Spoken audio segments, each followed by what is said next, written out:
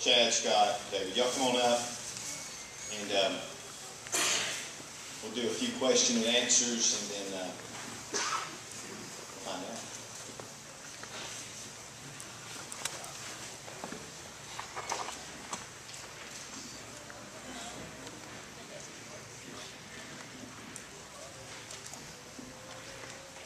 Any last requests? Okay, and yeah, let's see if I got a couple of my buds come up and grab a Butch. Yeah. Let me give you a microphone.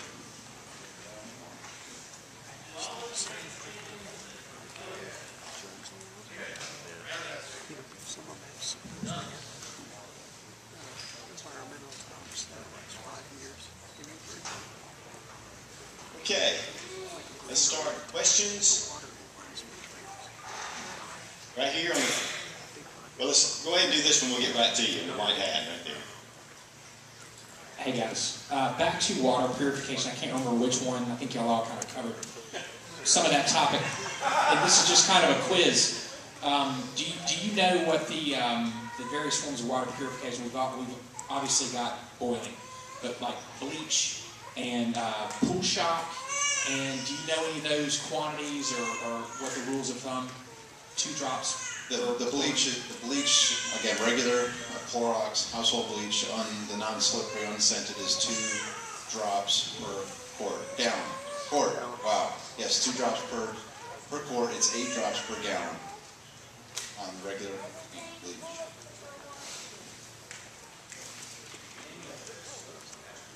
And that's to short how long? Okay. What? Pastor, he asked me about the pasteurization.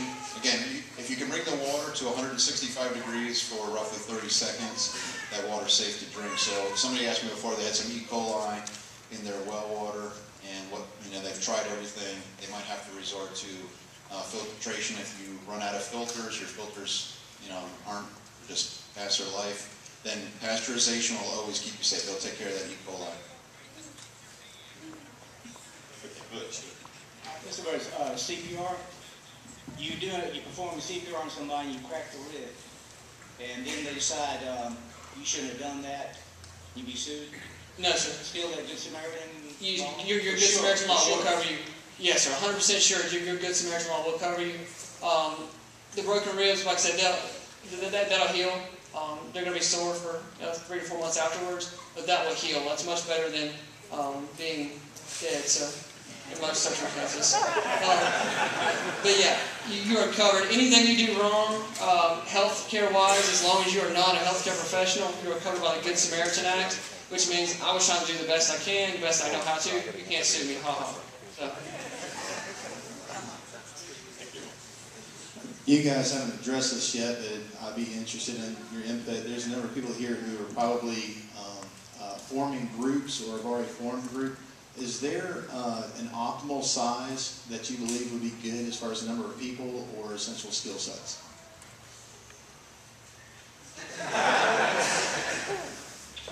The more the better.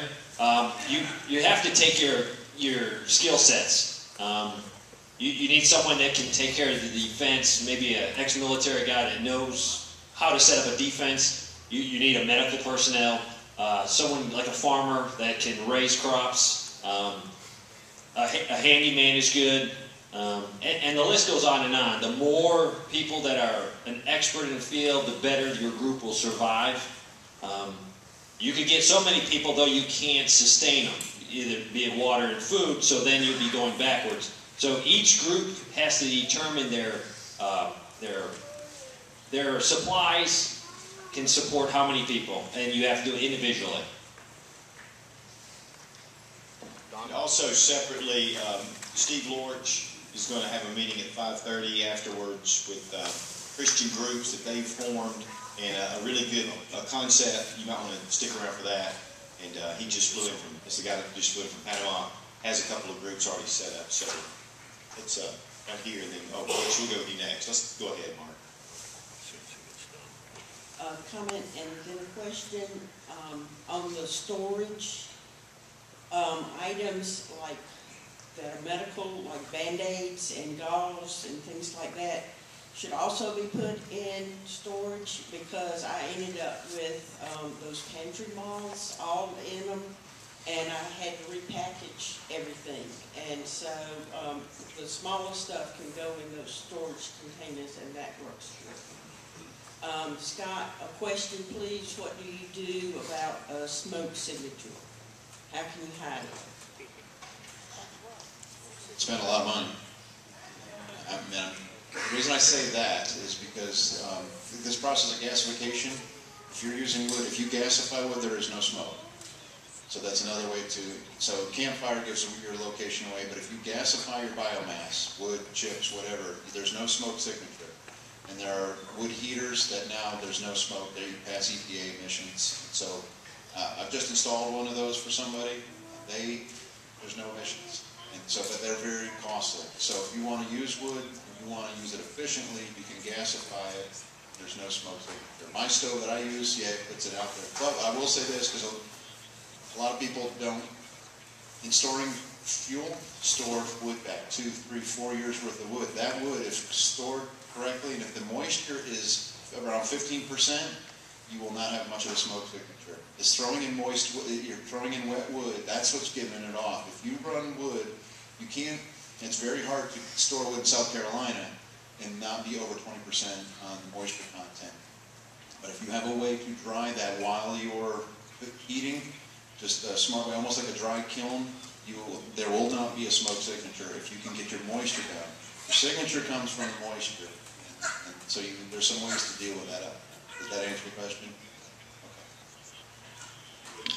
Just for the gentleman over here on the pool shock, the first thing is you got 2 different types. You got sodium hypochlorite, which you want to stay away from, and you have calcium hypochlorite. That's what you want to get.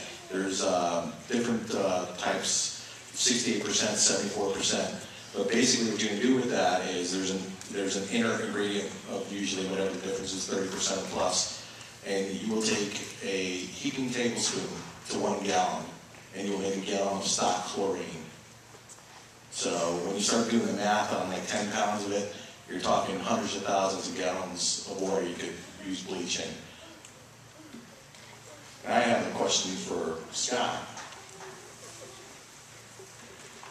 Now, in Edgefield, we talked about biomass fuel. Have you even toyed around the notion that biomass as using grasses, newspaper, anything that basically burns, turning it into a slurry, and then producing a pellet to burn?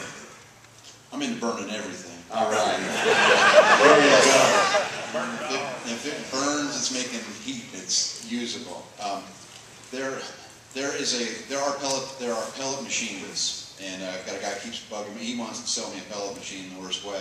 But you can take and pelletize your biomass, and like you said, make a slurry and actually pelletize it. So there are people that sell machines that compress that biomass and for a good pellet, and that's a fantastic fuel because it is dry. It will not produce a signature, and then you can store that inside like wood pellets that you would buy, 40-pound bags of wood pellets. But you can make those from any biomass.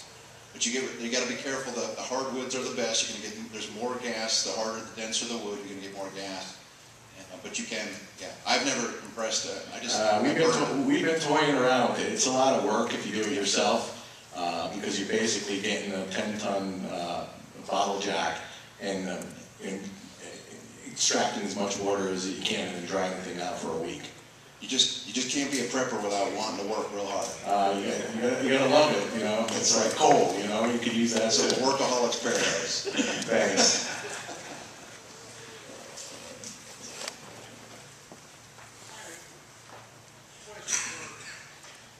I got a question for anybody who might be able to answer it. I've been looking through things, trying to find out, when I grew up in a farm in North Carolina, you know, when my grandparents and I came back to Charleston, South Carolina and all this kind of stuff. But in the summertime, that's where we stayed at. But it seems to be like an art that's been lost was, my grandfather used to have I don't want to get hung up on the smokehouse, but he used to have a smokehouse. And he used to do a lot of salt curing, hams and all this kind of stuff that require no refrigeration and any of this kind of stuff. And I've been trying to locate people that can kind of get me up to speed about how to do that and what would be required to do that. I haven't been able to find anybody, and I was also wondering, can you salt cure venison? All right, anybody have any answers for that? On the smoking, cold smoking, there's a book, and Phil, what's the name of that book? Smokehouse Design. They're in Georgia, right? The guys are in Georgia. The one guy went to Georgia Tech. There's a book out. It's like Smokehouse Design. He covers the gamut on design of the smokehouse. Some of the smoke we've been talking about, it's wasted. It's like, man, we could be curing our meat and stuff like that, fish, cold smoking, and stuff like that. So it's a lost art. Yeah, the salting's another fantastic. There's a lot of lost arts out there, and I know there's probably some here that know how to do that. And we just need to keep learning. And there's people smoking meat, there's people salting meat, preserving meat in many different ways. There's a lot of videos on YouTube about There are that's the beauty of YouTube. Just go, you will find the beautiful, amazing smokehouses that some of the Amish have built, and they're smoking eggs and vegetables and meat